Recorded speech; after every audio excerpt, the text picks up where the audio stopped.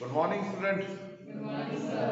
Today my topic related to the science of biomechanics. In the biomechanics and kinesiology, the topic is the aerodynamic. Aerodynamic को अगर हम two parts में करते हैं divide, तो बन जाता है एरियो,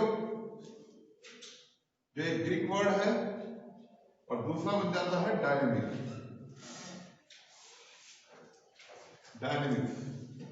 एरो मीन्स एयर और डायनेमिक माने मीन्स मोशन। और अगर हम ओवरऑल इसके बारे में हम बात करें एरोडायनेमिक, तो उसको हम बोलते हैं द स्टडी ऑफ मोशन। अब ये किस तरह की मोशंस हैं, और वो भी एयर में, इसके बारे में हम डिस्कस करेंगे। और हम बात करेंगे कि हम एरोडायनेमिक को कैसे समझ सकते हैं। तो बच्चों, आपने प्लेन को उड़ते हुए देखा है कि देखा? ठीक है, तो प्लेन जो उड़ रहा है वो भी एग्जांपल है किसका?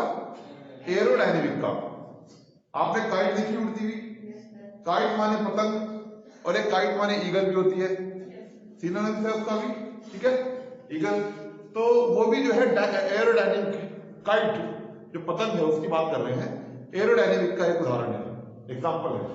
इसी तरीके से हमने देखा कि जब हम पैराग्लाइडिंग पर वर्क करते हैं, जब पैराग्लाइडिंग स्पोर्ट्स हम खेलते हैं, पैराग्लाइडिंग जो उड़ते हैं हवा में, तो उसमें जो वर्क, जो इसमें जो एग्जांपल है, वो भी एग्जांपल जो है एरोडायनेमिक का एग्जांपल है। उसमें किस तरीके से वो उड़ रहे हैं, किस तरीके से उसमें फोर्स लग रहा है, किस तरह से वो आगे बढ़ रहे हैं, उसके बारे में हम बातचीत करेंगे। कल की भी हमारी वीडियो थी, हम भी इसी बारे में बातचीत कर रहे थे। आज भी हम इस वीडियो को जो है एक्सप्लेन के साथ लेके आए हैं, तो हम आज भी उस पर ही बात करेंगे। इसी तरीके से जैसे प्लेन उड़ता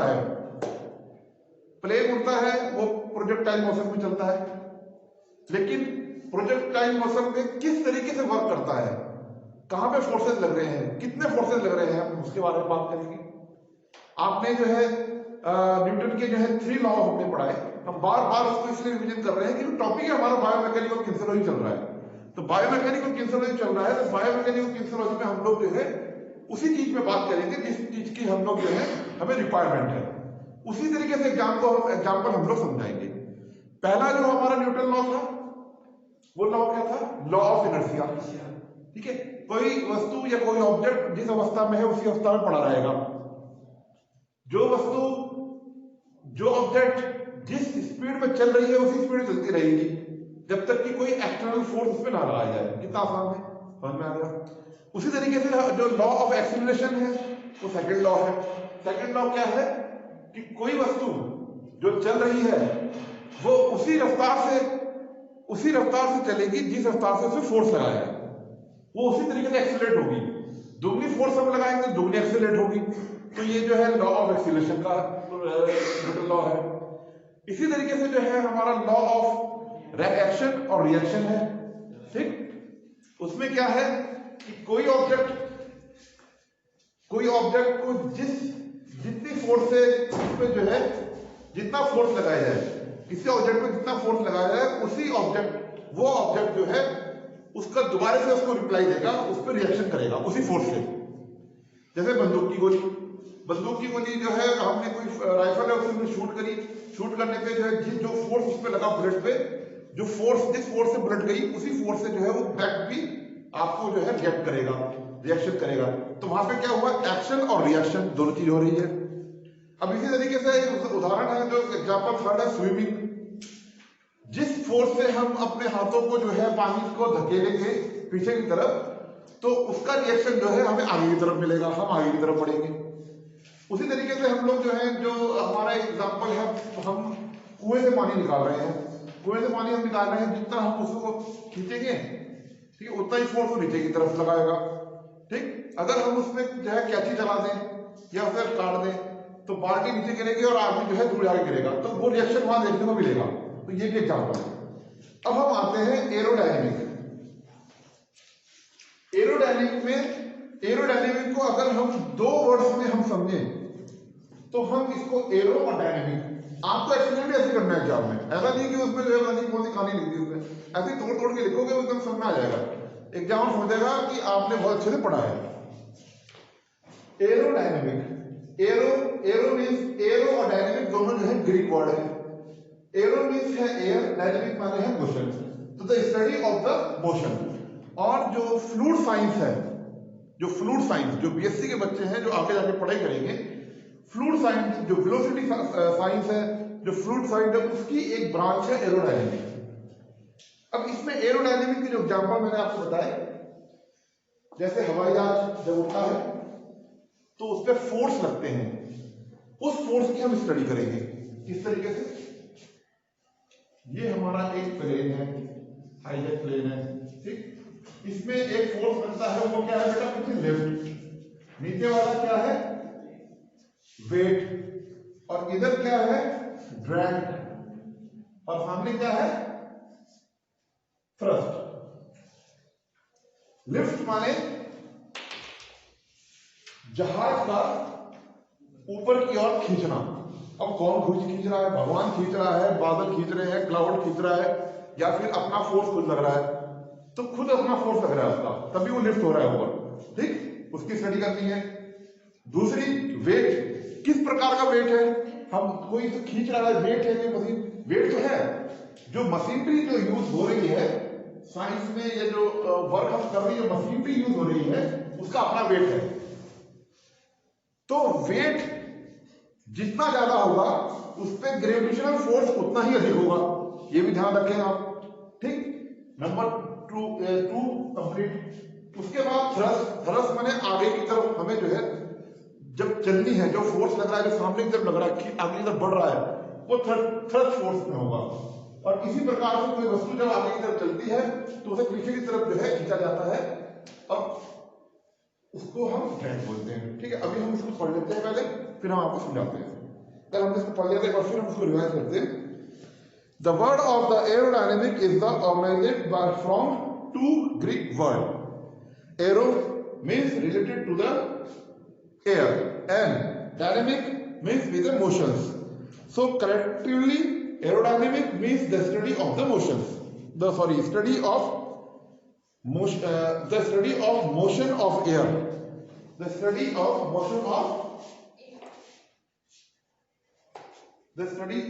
motion of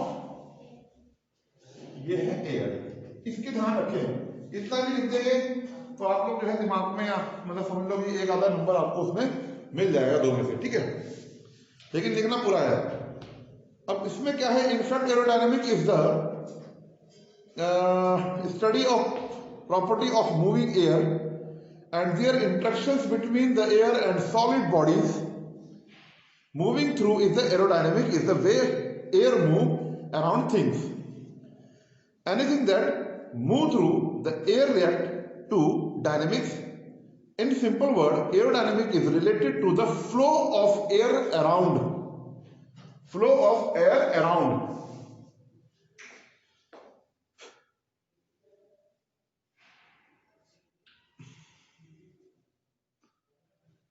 Aerodynamic is way air move around things. Anything that move through the air react to aerodynamic. In simple word, aerodynamic is related to the flow of air around the projectile, which can influence speed and direction of the object. ये जो जहाज उड़ रहा है, इसमें जो resistance लग रहा है वो किस चीज का लग रहा है? Air resistance. और इसमें जो है एरोडायनेमिक, जो एयर है इस तरह से जाएगी इसमें। ठीक है, ओके। तो जब ये एयर इस तरह जाएगी, जब जहाज इस तरह जाएगा, एयर सामने टकराएगा तो एयर यहां से टकरा के सीधे स्लिप होकर ऊपर से निकल जाएगी। तो around of the moving air on object, ठीक। उसी लाइन के लिए अभी इतना ही ध्यान में रखो, फिर मैं आगे डिस्क्राइब करता हूं। Indeed any object of sports equipment that goes through into the air such as the javelin throw, discus throw, basketball, volleyball, the principle of aerodynamics are applied. Volleyball, basketball, handball, golf ball, tennis ball, सिर्फ ball की बात हो रही है, bat की बात नहीं हो रही है, इक्विपमेंट की बात नहीं हो रही है। इस पे जो है एयरोडायनेमिक अप्लाइड करता है। और क्यों अप्लाइड करेगा? क्योंकि इसका जो वर्क है वो एयर में हो रहा है, ठीक है। इसका बैट, इसके हाथों का यूज तो नहीं करते ना कि भाई बॉल वहां, बैट वहां से आ रहा है और हाथों में बॉल है तब आप बॉल मार रहे हैं उसमें, ऐसा तो कुछ नहीं है। क्योंकि बॉल का जो वर्क है वो एयर पे है, और एयर, जब एयर में कोई चीज वर्क कर रही है तो उसमें एयरोडायनेमिक लग रहा है, एयरोडायनेमिक उसमें जो है इफेक्ट कर रहा है। आगे चलते हैं, पहले फिर बात करते हैं इसके बाद। The principle of aerodynamics are applied on these things, ball, volleyball, basketball, everything is ball, ठीक है। Not any this aerodynamic principle are applied on the design, structure and shape of cycle, racing car, clothing worn the cyclist and position of the body while riding on the cycles. Not only this, aerodynamic principles are applied only design structure। देखिए, अब आपने कहा विकास sir उड़ती हुई चीज के बारे में बात कर रहे हैं। जो साइकिल चल रही है उसमें भी एयरोडायनेमिक लगता है, लगता है। ये जो गाड़ी चल रही है उसमें भी एयरोडायनेमिक यूज होता है? नहीं होता। क्यों नहीं होगा? क्योंकि उसमें हवा में नहीं उड़ रही है, लेकिन उसको एयरोडायनेमिक शेप दी जाती है कि उसमें प्रॉपर उसको जो है स्पीड बनी रहे, ठीक। एयरोडायनेमिक जो है स्पीड उसमें बनी रहे। जैसे कि पानी का जहाज, उसको इस तरह मेंटेन करते हैं कि उसमें जो है रेजिस्टेंस कम लगे और उसकी स्पीड, वेलोसिटी तेज रहे। इसी तरीके से गाड़ी है, आपकी जो कार है उसमें एयरोडायनेमिक शेप दी जाएगी, ठीक। अब आजकल ऐसी ड्रेसेस आ रही हैं, सपोज कि आप जो है, आपने जो है क्या इसका नाम, बाइक ले ली, बाइक की रेस हो रही है। अब तुमने पहन ली क्या इसका नाम, रजाई की बनी हुई जैकेट और मोटी भारी कॉटन की, और वो बाइक चला रहा, तो आधी हवा तो वही घेर ले, आधी हवा तो उसमें घेर ले रहा हो, तो वो हवा टकराएगी तो उसको पीछे की तरफ धकेलेगी, स्पीड नहीं प्रॉपर बनवाएगी। लेकिन आजकल इस तरह के सिंथेटिक कपड़े बन रहे हैं कि जो रेसिंग पर्पस के लिए यूज होते हैं, बिल्कुल फिट टाइट बिल्कुल, और हवा में टकराएगी स्लिप होकर निकल जाएगी। इस तरह की शेप भी आती है, उसको बोलते हैं एयरोडायनेमिक शेप। आइए हम उसको समझते हैं, इसको प्रॉपर तरीके समझेंगे। अभी बॉल के बारे में बात हो रही है क्योंकि हमारे स्पोर्ट्स का है, टॉपिक लंबा है, मैं कोशिश करता हूँ आपको बेस्ट पढ़ाने की।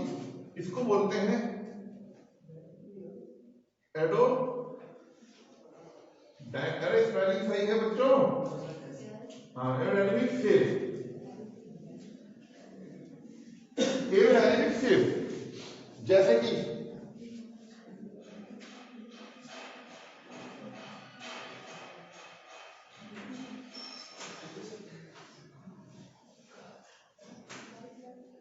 अरे क्या चीज है भैया,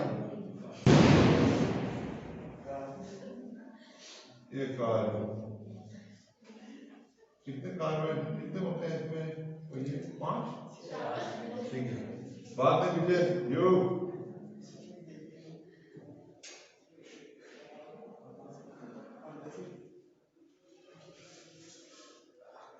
ये बना दिया और बना, ठीक है। लग रही है तुम्हें साइकिल, कार है, एयरोडायनेमिक शेप, ठीक। इसका भी तो यूज होता है रेस में।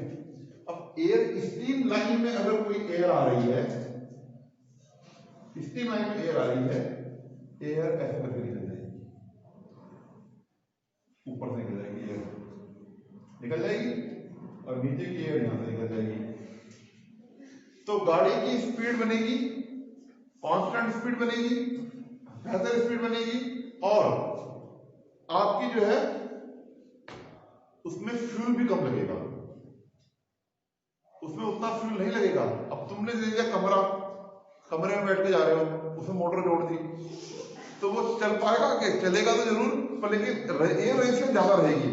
तो एरोडायनेमिक शेप जो है, ये एरोडायनेमिक जो है हर चीज में यूज होता है, हर चीज मतलब मैक्सिमम जो है हर चीज में, जो साइकिल हो गई, कार हो गई, उस तरह की शेप दी जाएगी, साइकिल भी उस तरह की है, ड्रेसेस भी उस तरह की, उसी के बारे में बात हो रही है। इतनी बात हम लोग इसको छोड़ देते हैं। अब फोर्सेस लग रहे हैं इसमें, फिलहाल तो जो ऊपर पे हवा में उड़ती हुई जो फोर्सेस है उसके बारे में बात हो रही है। The basic forces of aerodynamic. आइए फोर्सेस को पढ़ने से पहले हम लोग जो है कुछ उदाहरण देखते हैं।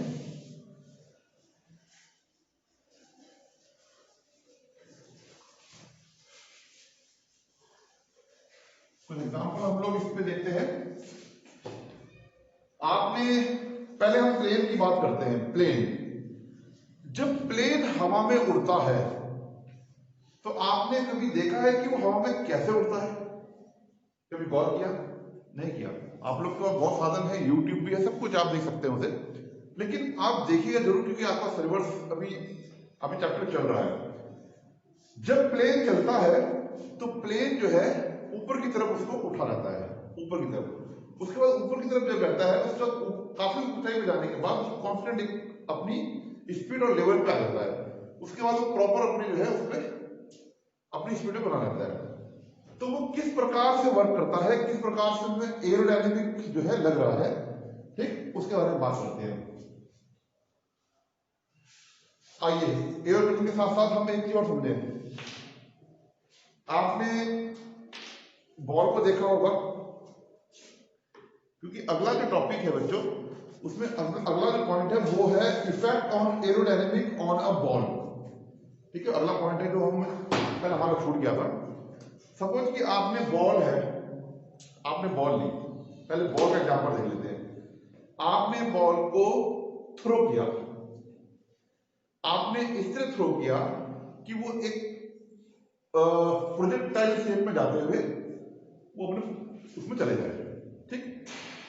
उसके बाद फिर आपने जो है बॉल को उठाया, आपने बॉल को ऐसे मूव किया कि वो कर्व बनाते जाए, इनसाइड और आउटसाइड कर्व बनाते जाए। तो ये जो एग्जांपल है ये है हैंडबॉल का।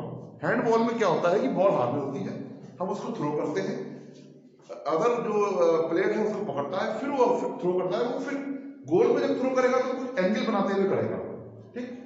प्रोजेक्टाइल में नहीं करेगा, प्रोजेक्टाइल में सीधा जाएगा, ऐसे करके अपनी शेप बनाएगा, उसको बोलते हैं पैराबोला, ठीक है। पैराबोला शेप में नहीं जाएगा, वो कर्व में रहेगा, हल्का सा उसमें जो है कर्व आएगा, ठीक। तो आपने देखा होगा गेंद इंटरनल और आउटर मूव करती है, ठीक।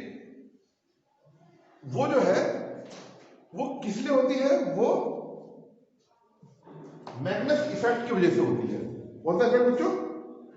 मैग्नेस इफेक्ट। आपको ज्यादा जोर नहीं डालना है, आपको एग्जाम में उतना ही करना है जितना आपकी बुक में है, लेकिन मैं आपको इसलिए समझा रहा हूं।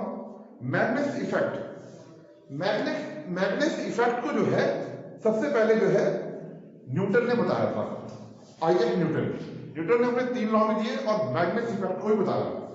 और मैग्नेस इफेक्ट जो है वो तीनों चीजें, जो तीनों रूल्स हैं, उसके जो लॉ हैं न्यूटन के, उससे ही रिलेटेड है। लेकिन उसको जो सबसे ज्यादा उसने उसको जो है एक्सपोज किया, वो किया गुस्ताव मैग्नस ने। जर्मन का जो है मैग्नीशियन था वो, उसने जो है गुस्ताव मैग्नस, उसने इसको करा, तो उसी के नाम पे इसका जो है मैग्नेस इफेक्ट डाल दिया। मैग्नेस इफेक्ट की वजह से बॉल जो है मूव करती है। सपोज कि आप लोग जो है ऊंचाई पे खड़े हैं, समझ में आ रहा है सबको? ठीक है, मैं बहुत आसान शब्दों में समझा रहा हूँ, आप लोग बिल्कुल समझ में आएगा। और थोड़ा स्पीड भी है क्योंकि मेरा टॉपिक पूरा नहीं हो पाता है 45 मिनट में जो है अगर मैं कहानी को समझाने लगूं तो नहीं हो पाता है। लेकिन ये जो चीज है मैं उससे एग्जाम्पल रिटर्न में आपको समझाऊंगा तो आपको समझ में आ जाएगा। फुटबॉल के गेम में आप लोग सब फुटबॉल खेलते हैं, आपने फुटबॉल में एक ऐसी किक मारी जो पैराबोला बनाती हुई चली, लेकिन ऐसा होता नहीं है, पैराबोला बनता नहीं है।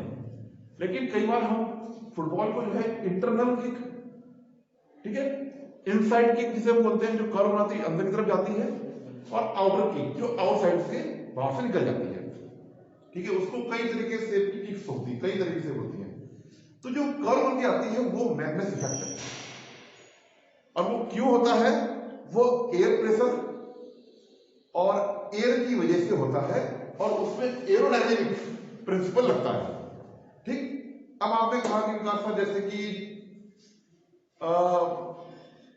उसमें जो है हम लोग क्रिकेट की गेंद जो है, क्रिकेट की गेंद जब हम फेंकते हैं, क्रिकेट खेलते जब हम फेंकते हैं, जब हम सीधी बॉल रखते हैं जिसे हम बोलते हैं शॉर्ट बॉल, सीधी बॉल होती है, शॉर्ट बॉल होती है, क्या उसमें मैग्नेट इफेक्ट लग रहा है? उसमें मैग्नेट इफेक्ट नहीं लगेगा। लेकिन अगर in swing, out swing, top spin और बैक स्पिन अगर हम इन बॉलों को कराते हैं, स्पिन जानते हैं क्रिकेट, आप लोग जानते हैं क्रिकेट खेला कभी? खेला है ना, देखा भी आपने। तो आप जो है जो ये इफेक्ट होता है कर्व का, बॉल कर्व का, उसको मैग्नेट इफेक्ट बोलते हैं। और अंडर प्रिंसिपल जो है एरोडायनेमिक के आता है, ठीक।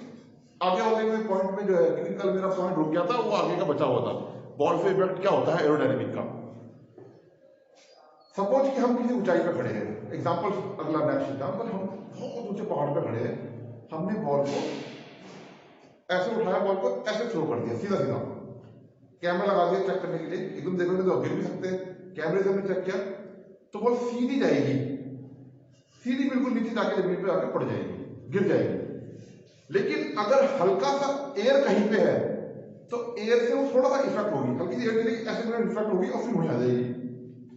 लेकिन हम अगर बॉल को सीधी फेंकी, अगर हमने इसको ऐसे घुमा के फेंका, ऐसे घुमा के फेंकी हमने बॉल, तो ये आगे की तरफ जाएगी, फिर कुछ दूरी पे जाने के बाद अपना जो है जो उसकी जो लिनियर मोशन जो है उसकी जगह एंगुलर मोशन हो जाएगी, आगे की तरफ कहीं चली जाएगी, स्विंग कर जाएगी, बॉल स्विंग कर जाएगी और आगे की तरफ घूम जाएगी। तो वो मैग्नेस इफेक्ट है, वो है मैग्नेस इफेक्ट। मैग्नेस इफेक्ट की वजह से वो ऐसा होता है। आइए हम एग्जांपल समझते हैं पहले फुटबॉल का। हाँ, अगर हम ये शेप कैसी है, बॉल की शेप तो है नहीं, सिलेंड्रिकल शेप है, सिलेंड्रिकल शेप को अगर हम ऐसे घुमा के फेंकेंगे इस तरह से तो ये भी ऐसे मूव करती हुई जाएगी, नीचे जाएगी, नीचे जरूर जाएगी ग्रेविटेशनल फोर्स की वजह से, लेकिन आगे स्विंग करती हुई जाएगी और आगे की तरफ कहीं दूर जाकर गिरेगी। अगर हम इस बॉटल को नीचे ऐसे करके फेंक दें तो ये सीधी सीधी नीचे चली जाएगी, मूवमेंट करके फेंके तो आगे की तरफ जाएगी, अगर इंटरनल मूवमेंट ऐसे करके फेंके नीचे की तरफ खाई में तो ये अंदर की तरफ आएगी। तो ये मैग्नेस इफेक्ट की वजह से होता है, ये चीज ध्यान रखना है। मैग्नेस इफेक्ट बताया था न्यूटन लॉ ने, सॉरी आइजैक न्यूटन ने, लेकिन इसको जो है जो डिस्क्राइब किया वो गुस्ताव मैग्नस ने किया था, ठीक। हमारा सिलेबस से कोई मतलब नहीं है, लेकिन मुझे एग्जांपल देने पड़ रहे हैं आपको ये टॉपिक समझाने के लिए, एरोडायनेमिक्स, ठीक है। आगे इसमें जो है 4 फोर्सेस थे, lift, drag, thrust and wait.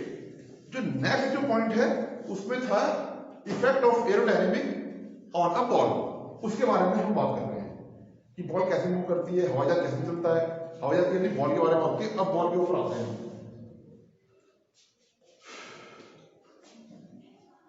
क्या चीज है ये है फुटबॉल, ये है बॉल, ये गोल है। अब बेटा बात नहीं, ठीक है, अगर हम इस पे किक मारते हैं, हम इस पे किक मारते हैं, अब किक जब हमने मारी,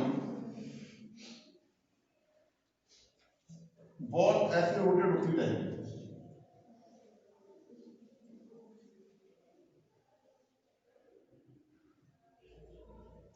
गई बॉल समझ गए कहां जाएगी, ऐसे कर्व बनाती हुई इस जगह जाएगी, गोल में चली जाएगी।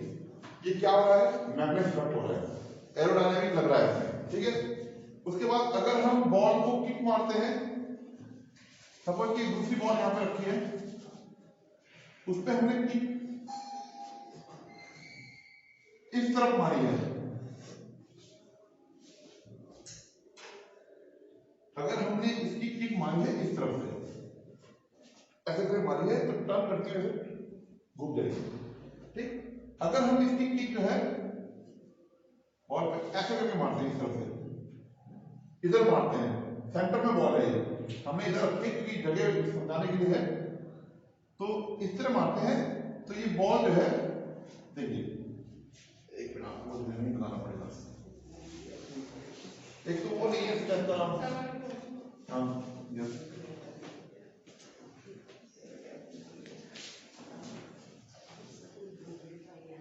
अरे बात नहीं, अगर हमने इसकी किसको ऐसे करके मारी है तो बॉल ऐसे जाएगी और इस तरफ से जो है अंदर आ जाएगी, एंगल चेंज होते हुए। ऐसा क्यों होता है? ये है मैग्नेटिक इफेक्ट, एरोडायनामिक काम कर रहा है, ऐसा क्यों होता है इसके बारे में समझते हैं। ये भी फुटबॉल है, बॉल के बारे में बात होती है, इफेक्ट बन रहा है, इसका जो है हमने किक मारी सामने की तरफ, थ्रस्ट, ठीक, यहां पे जो है वेट काम करता है, समझ गया, ऊपर लिफ्ट होगी बॉल, जितनी ज्यादा एयर प्रेशर बनेगा उतनी ज्यादा बॉल लिफ्ट होगी, ऊपर की तरफ जाएगी। ये ध्यान रखना कैसे होता है, उसको बताते हैं आपको। अगर स्टीम लाइन क्या होती है बेटा? स्टीम लाइन एयर,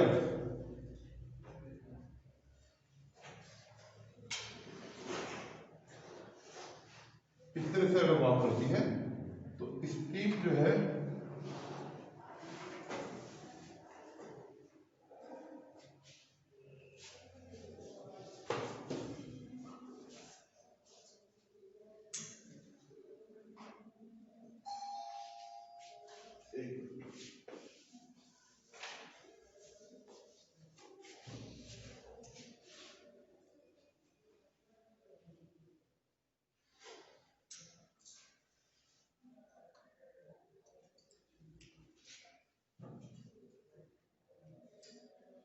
यहां पर एयर मिली हुई है, आपस में मिली हुई है एयर, लेकिन जब कोई चीज, कोई बॉल, कोई वस्तु कांटेक्ट में आएगी,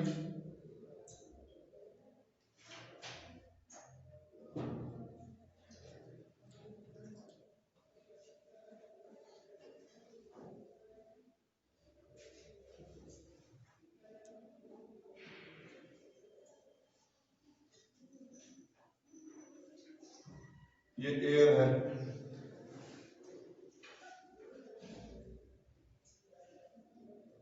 मिल जाएगी दोबारा ऐसे ही, है ना, एयर मिल जाएगी, यहां पर मिल जाएगी, ये स्टीम लाइन इस तरह मिल रही है, ठीक।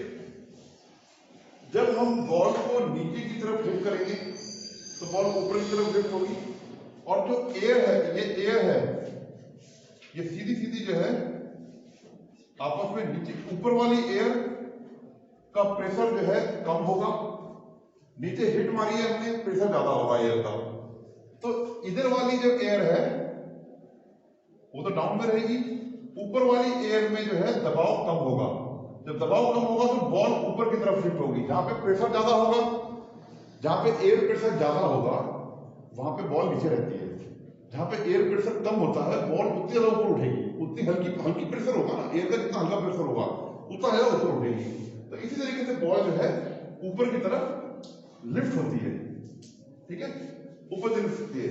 आइए हम इस एग्जांपल को जो है प्लेन से पहचाने। प्लेन जब उड़ता है हवा में, सबसे ज्यादा कौन सबसे ज्यादा उसे हेल्प करता है उठाने में?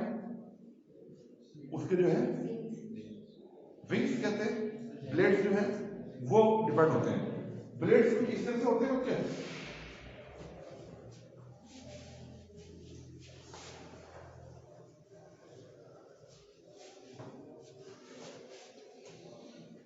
सपोज कि कोई ब्लेड तुमने काट दी,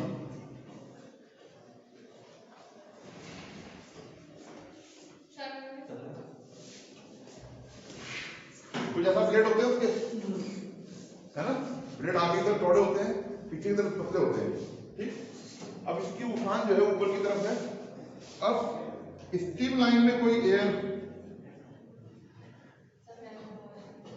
तुम्हारा जो है मन नहीं है, बाथरूम में ज्यादा ध्यान है, वो कैमरे के आगे तो हिला बुला रहे हो, चलो सीधे हटिए। यस, एयर है,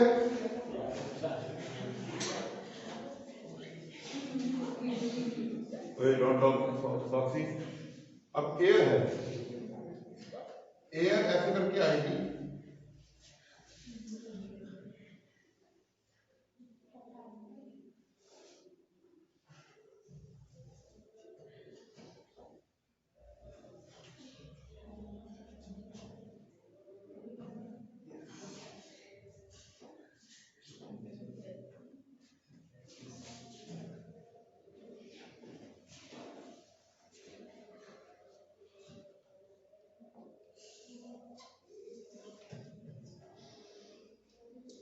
देखिए यहां पे क्या है कि ये नीचे वाला हिस्सा तो होता है प्लेन, फ्लैट, एयर नीचे से आएगी, वो सीधी चली जाएगी, सीधी, ठीक। लेकिन जो एयर का जो फ्लो जो है, जो कर्व बन रहा है, एयर इस तरह से ऊपर की तरफ उठेगी और फिर नीचे की तरफ आएगी, ऊपर की तरफ उठेगी फिर नीचे की तरफ आएगी, ठीक।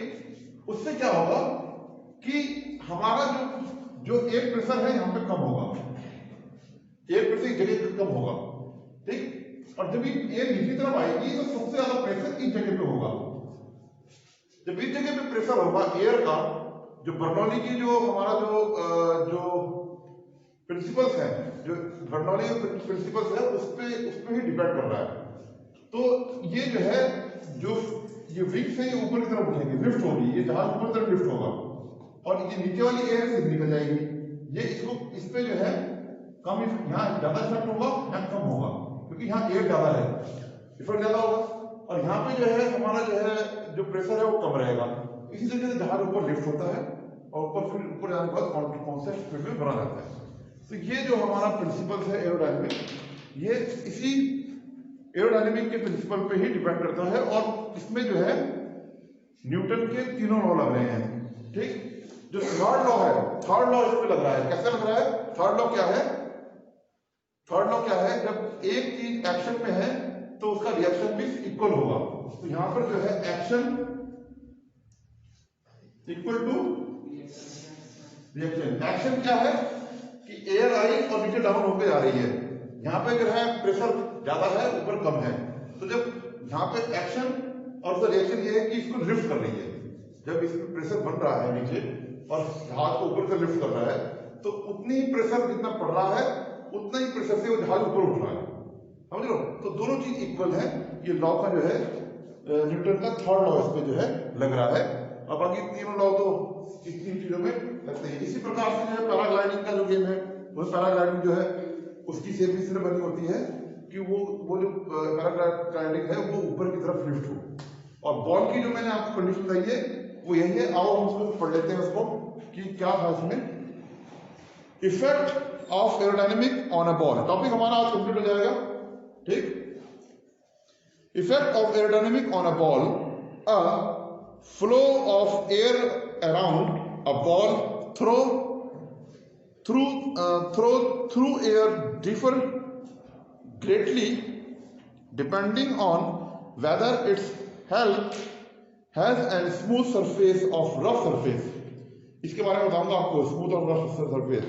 For example, the surface is affected by the stitches made on baseball and cricket ball and dimples on golf ball.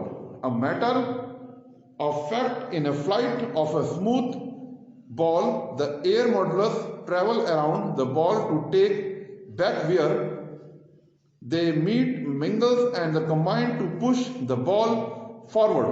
The pressure behind the ball is less than the pressure in front.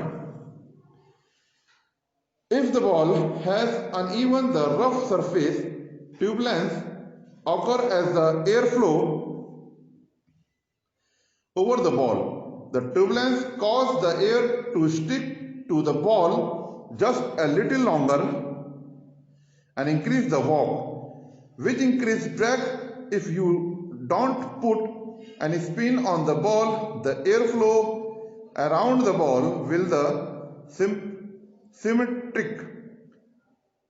However, if you put spin on the ball, it will be in the curve. The spin on the ball impact velocity in the air, which cause the airflow, the loss of the symmetry, and for the air to curve and the directions of the other has it does not around the ball. चलिए इसको example को समझ लेते हैं। आपने cricket की ball देखी है जो उसकी लेदर की होती है, कुछ इस तरह से बनी होती है, इसमें इसकी चीज होती है, ठीक है। इसमें एक तरफ की जो बॉल होती है वो रफ होती है और एक साइड उसको जो है बिल्कुल साफ क्लीन रखते हैं, उसको चमका के रखते हैं। एक तो रफ रखते हैं, उसको ज्यादा रगड़ते नहीं है, एक साइड उसकी काफी फाइन करते हैं। क्यों करते हैं? क्योंकि मैग्नेस इफेक्ट दिखाई दे सुई में और आउट स्विंग में, ठीक है।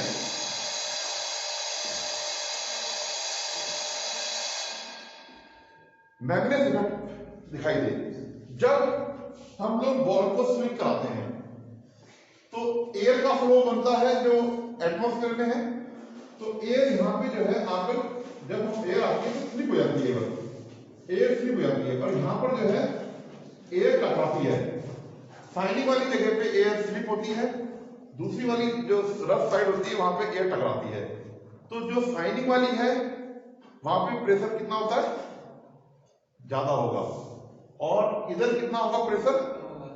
नहीं, यहाँ पे प्रेशर कम होगा, यहाँ तक स्लिप हो जाती है और इधर होगा ज्यादा। तो ज्यादा वाली साइड में वो टर्न कर जाती है, वो समझ रहे? जिस तरफ से साइन होती है वहां पर जो एयर प्रेशर है वो क्या लगता है? ज्यादा लगता है, क्योंकि कम लगता है, क्योंकि एयर वहां से स्लिप हो जाती है, स्लिप हो जाएगी और स्लिप होकर यहाँ आ जाएगी, तो यहाँ पे प्रेशर जो है ज्यादा होगा, तो ज्यादा वाली साइड को वो जो है मैग्नेटिक फ्लक्स की वजह से वो टर्न कर देगी। तो ये एग्जांपल इसी का है, आपको तैयार कर लें और रेडी कर लें, ठीक है। Thank you very much student.